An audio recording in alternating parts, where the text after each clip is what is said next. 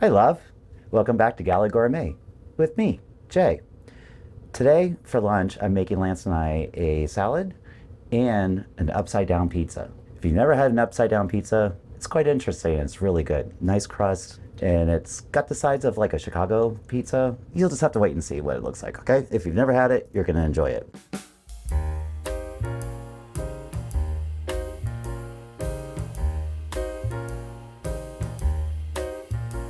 But first I want to start with the croutons for the salad and get those in the oven.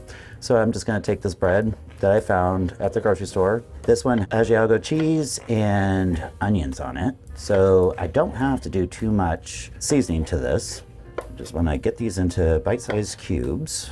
I'm going to take my sheet tray here, drizzle it with some olive oil, and we're going to lay these out on here. Kind of try to get them into a single layer. And then I'm going to top it with some more olive oil. Make sure each little cube gets a little olive oil on here. And then I have some store-bought garlic butter. I'm just going to do a couple little dabs around the area. And this is just going to melt, and then we can shake it and it'll help season. This is going to go into the oven at 375 for about 15 minutes. And then I can get started on the pizza, and by the time the pizza's done, these will be done, and then the pizza can go in the oven.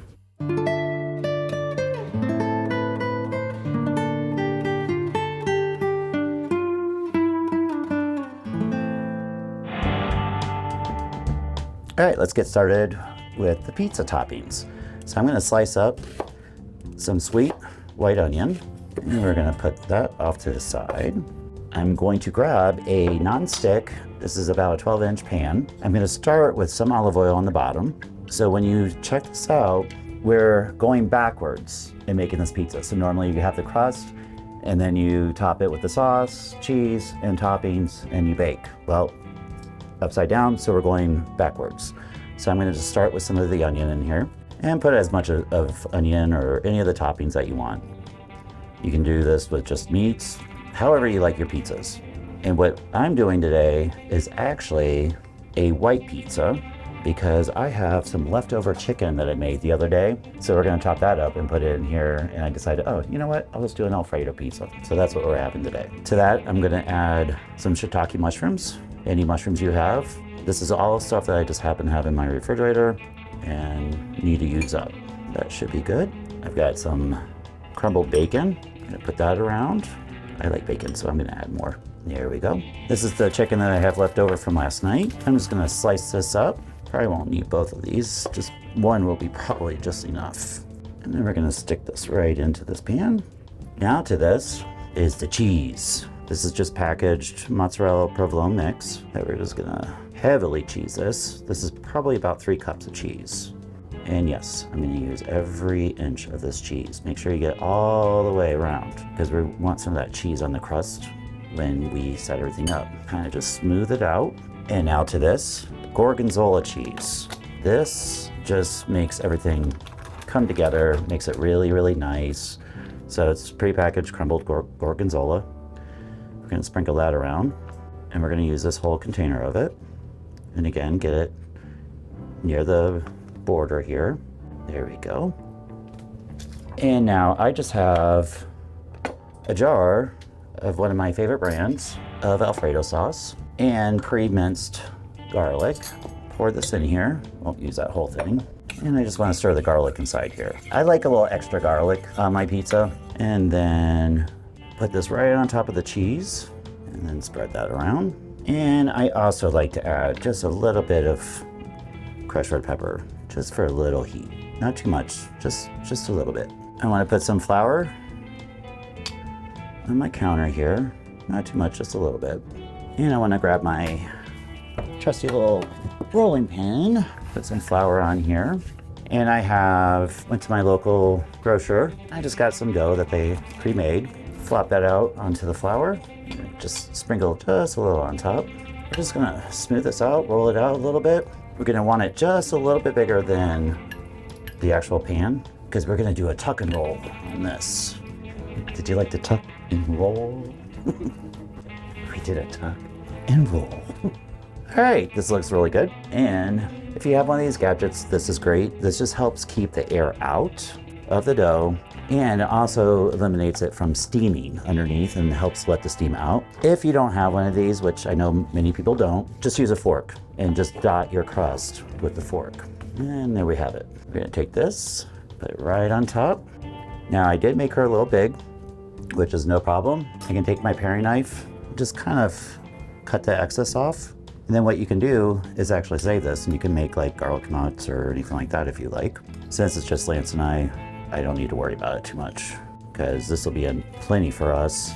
In this size 12-inch pan, this is easily gonna feed 4 people because when you see this all done, it's going to be thick and nice, and typically no one eats more than 1 slice of this, especially when you have a salad or something else with it. Now what we wanna do is just, we're gonna take this and kind of tuck and roll in here. Just tuck and roll. There we go. Perfect. Now what I want to do is I have some spray butter. I just want to spray this with the butter.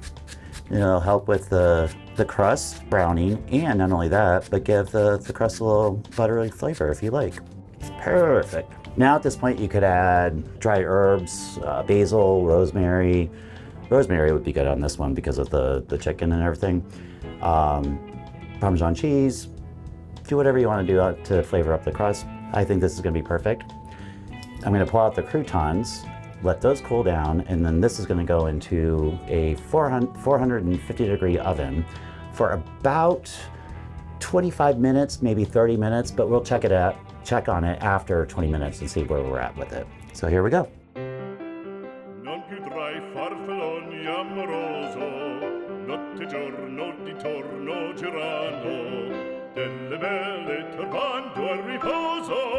Okay, while the pizza's in the oven, I'm gonna go ahead and start on the salad and get that ready for us for lunch.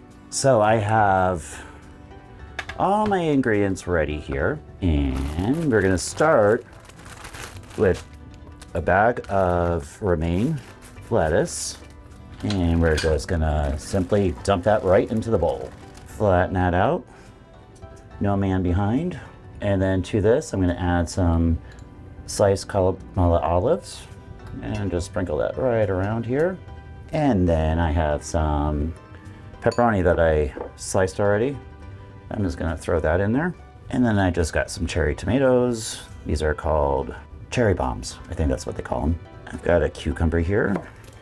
I'm just gonna cut this into moon shapes, and that goes right in here. And I've got some green pepper, and that goes right in. Got some grated Parmesan cheese that I'll just sprinkle in. I think I'll just use up the rest of this guy. And then I have some pepperoncinis that'll stick in there. Now it's time to put the croutons on that we made earlier. I want to taste this.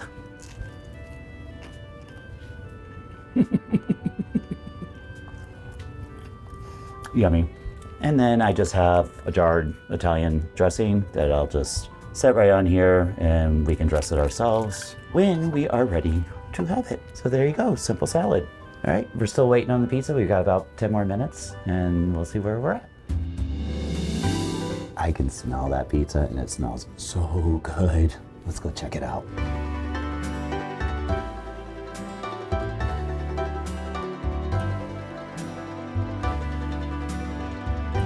Now we're just gonna let this rest for about 5-10 minutes. Let this kind of seize up a little bit before we try to flip it over.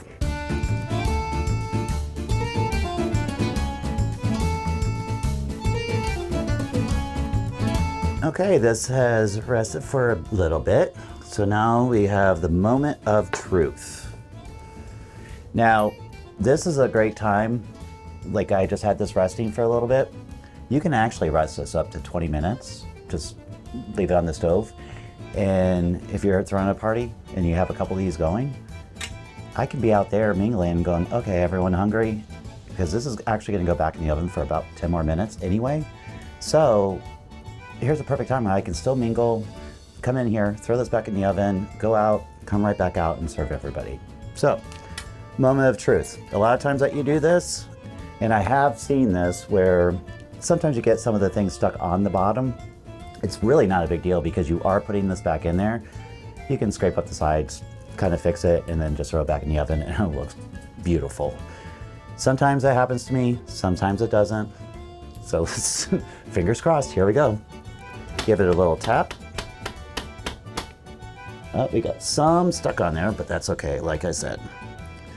Pull this up. Let me grab my spatula. And we're just gonna do this. Release, release, release. Release. There we go. Like I said, just kind of make it a little pretty.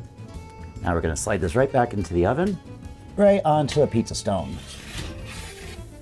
And we'll see you in about 10 minutes. All right, I think it's time to check this sucker out. Let's go. Yummy. So I'm gonna let this just kind of cool down just a slight before I slice this because I don't want everything just to fall apart. And I'm gonna slice this and then take it out for lunch. All right, let's go ahead and slice this up. And again, this is a perfect size pizza for 4 because if you're gonna serve it with salad, but as you can see how thick the crust is, you can serve it like this or go ahead and cut them into smaller bites.